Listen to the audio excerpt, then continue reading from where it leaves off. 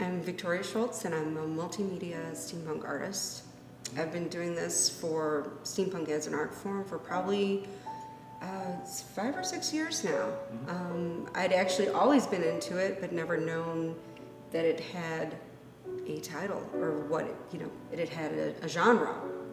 And it's something I really enjoy. I love history and I love sci-fi fantasy, and this is the best of both worlds. It's about a woman who, well, she's a very young woman, and we find out later on that she's had some issues in her hometown of St. Louis, Missouri, and she runs. And the opening of the book, you end up in this small town, middle of nowhere, but bustling and growing with the boom out west, and she grows up there, essentially. She learns different skills that don't go unnoticed by certain people. And from there, the things that happen are things that really probably happened in history in most small towns, as they boomed first and then died out. And what happens to these people in this town is the brunt of, I would say it's about the first 2/3 of the book. The last third is her journey of what happens when this town starts to die and unravel. Kate arrives, and you find out later in the book what happens, so I'm not going to spoil that for you. But when she first gets there, she's this wide-eyed girl, and I like the idea of, it's over a long period of time that she's in this town, and it's about 20 years, and there's a little skippage over, but you do see, I like the idea of seeing her grow and develop into a woman from being, the 16-year-old kid, wide-eyed, and learning these things. I thought about my own adolescence, and then I had my own big jump between it was 16 and 18 was a huge jump for me. I thought when you're younger, you think you know everything, but it was really, I had a huge mature jump between then, and I know personally a bad bout with strep throat that led to anxiety disorder for a while, for a few months, that I had so bad I didn't leave my house. I was agoraphobic for a while, and which is so different from what I am now. And I thought of that same idea, and I applied it to Kate and her growth, but not with the anxiety, but her other issues and getting over that. And it does parallel with the town and the growth of the town, although she grows a little more outward and the town goes under. And I like the idea of Iris being one of these, stops on the rail of the boom out west, and it's there and it's alive, and there's people and there's history.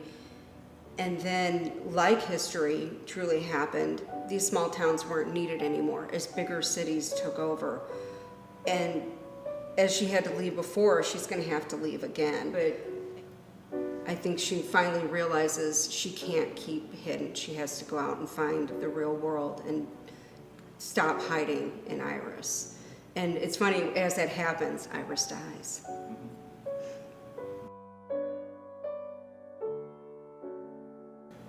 I am a little bit of a closet Western fan, and a lot of inspiration came from the movie Tombstone, and if you've never seen it, it's a fantastic movie with Kurt Russell. Oh, there's a lot of other big name actors in there, but he is Wyatt Earp, and that movie is based on the showdown at the OK Corral and what happened, and how, it's amazing, just this movie, how it's shot, and there is some, bends to truth in it. But I like the idea of starting out with this first book being, in terms of temperature, it's a hot book. It's, everything's dry, dusty, hot, and the town is dry and dying. Well, it's bustling at first, but then it's always hot. So you get that temperature, and that's what the movie Tombstone is very much like. And that movie really influenced the idea of starting with a Western as part of this trilogy. It was almost always planned from the book. I read something recently about plotting versus pantsing, where you just, plotting where you really outline your book. And I had Strax pretty well outlined as I was writing it. There were some things that changed. The plot twist was something that I kind of had in mind, but I didn't know exactly how I was going to do it. But as I saw a few other things I was reading at the time that have actually nothing to do with my book or not even the genre, I thought doing it this way would be really awesomely unique. You know, a very unique approach to getting people to see what the possibilities are of ourselves.